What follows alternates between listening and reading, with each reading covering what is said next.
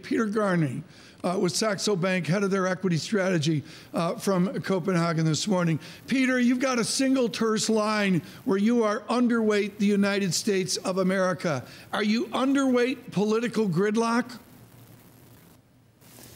I think I'm underweight U.S. equities, primarily, as I spoke to you a month ago, primarily because of valuation. I think growth has peaked here for the U.S. I think the gridlock in the U.S. Congress could be seen as a positive. I don't think we'll see much increased regulation here. Potentially, maybe a slight negative for financials if the Democrats can move a little bit of regulation towards the financial industry.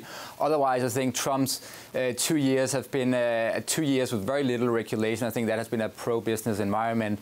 But overall, our thinking about the markets from this U.S. election is that it's quite neutral on equities from here. I think the main two themes are still the U.S.-China relationship, which we will get a more clear confirmation of late November, right. And then it's the soaring U.S. debt cost that is the problem here. One of the quieter stories becoming more loud is the idea of American corporations showing good performance but giving tepid guidance, as we see obviously linked into some form of economic slowdown. Do you just assume reduced revenues and down the income statement, reduced operating incomes?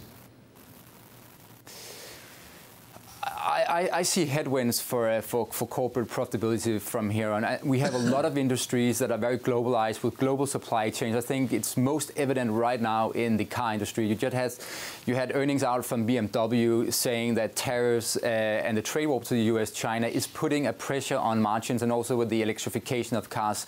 I think that's a trend that will continue, and we are definitely underweight the car industry. You have the semiconductor industry that has been through a boom over the past 2 years in terms of earnings growth, and I think that will come to a halt very soon because of it's a very strategic industry for both China and the US, and this conflict between the US and China will make it very difficult for semiconductors companies to navigate this environment.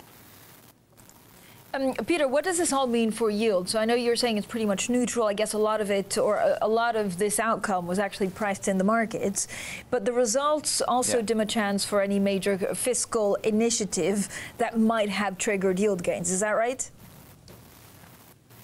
Potentially. I think the main point here is that the Democrats and the Republicans can actually find a common ground on infrastructure spending, but also attacking sort of the healthcare system in the U.S., which I think could potentially be a big theme for 2019.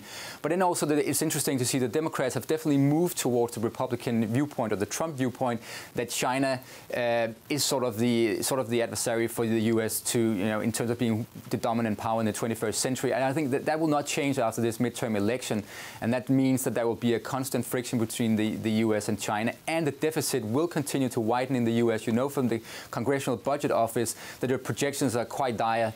And if you look at Bloomberg has an interesting index that estimate the annualized cost of servicing U.S. debt, and it's ballooning now to $550 billion US, and it's almost going vertical. And with it, we have a lot of $1 trillion of debt that are maturing over the next couple of years. You could see that those costs soaring. It's right now 16.5% of the US budget and 2.7% of nominal GDP. This is clearly potentially an unsustainable path, and could be maybe a major theme in 2019 where the markets begin to discount this situation. Will it have an impact? I know you were talking about some of the industries that this could have an impact on. Will it have an impact on pharmaceuticals because of drug prices?